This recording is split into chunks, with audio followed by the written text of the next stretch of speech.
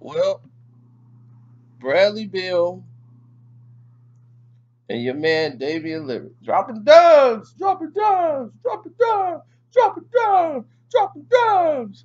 Well, he better drop some dimes because he ain't dropping no baskets. At all. And they giving Drew Holiday a lot of credit. But Damian Lillard has done this in the playoffs before. This, to me, is exemplary to all of these regular season players. That's what I call them, regular season players. They show up in the regular season. They get all these shots. Bradley Beal coming off the pick, dropping them, doing great and wonderful. Then when the playoffs come around, you start to see a little difference. Now, the Bradley Beal situation is a little different. They're playing a lot of defense on him. They're up in his chest, and they're forcing John Wall to be the guy to beat them. And as we all know now, John Wall is a regular season player. He's not somebody that's going to win you the game when the clock is going 3-2-1. I think he's won for probably 689.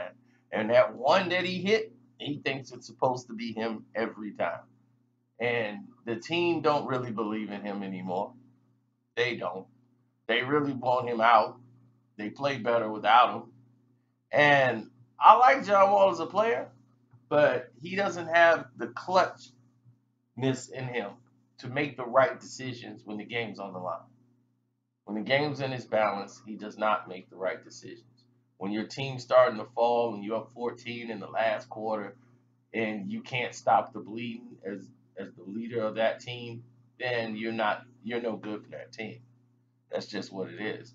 As far as Damian Lillard is concerned, Damian Lillard is it's a mental thing. Most of the I understand everybody's like, man, Stephen A broke it down to the T, and he the biggest Damian Lillard fan. He said, I apologize, I'm shocked. I'm not.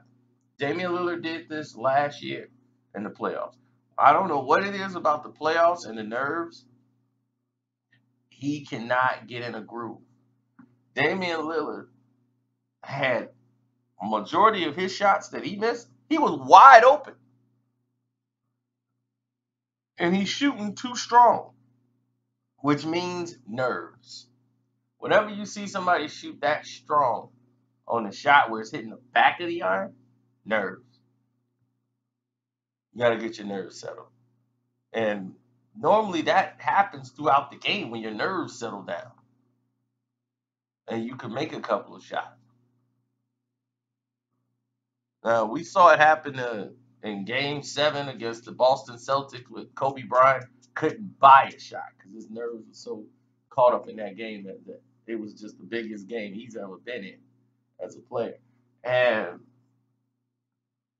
you look at the situation where Ron Artest hit the big three because Kobe definitely couldn't hit it that day. And you look at what happened with Damian Lillard. First 2 games, it's like, are you serious? I think he would prefer to be on the road more than at home, even though they won all those games at home, but it's in the regular season. See, when a team has got to be there with you all the time and focus only on you, this is how it plays out. They're going to continuously take out the backcourt. So that means Evan Turner or somebody else, Nurkic has got to decide he is a basketball player and he can still play in this league and try to do something. He's mostly on the defensive all the time.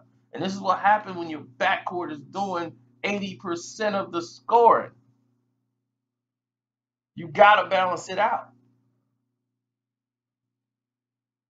They need somebody else to step up to take some pressure off these guys so they can settle into their game. Because that affects CJ. CJ McCollum's game is screwed up because of it. If Damian Lillard is off, CJ got to be on. CJ can't get the ball because Damian's either coming down there taking a wide open shot, which is the best shot, and CJ, when he get the ball, he trying to get it out of his hands. They want Lillard to shoot, basically.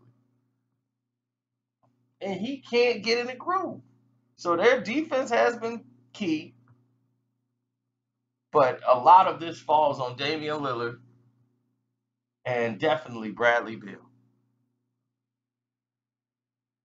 Beal is in there trying to draw fouls. He's taking bad shots, and then the shots he's supposed to hit, he's just missing them. He in the front of the rim. He's all around it.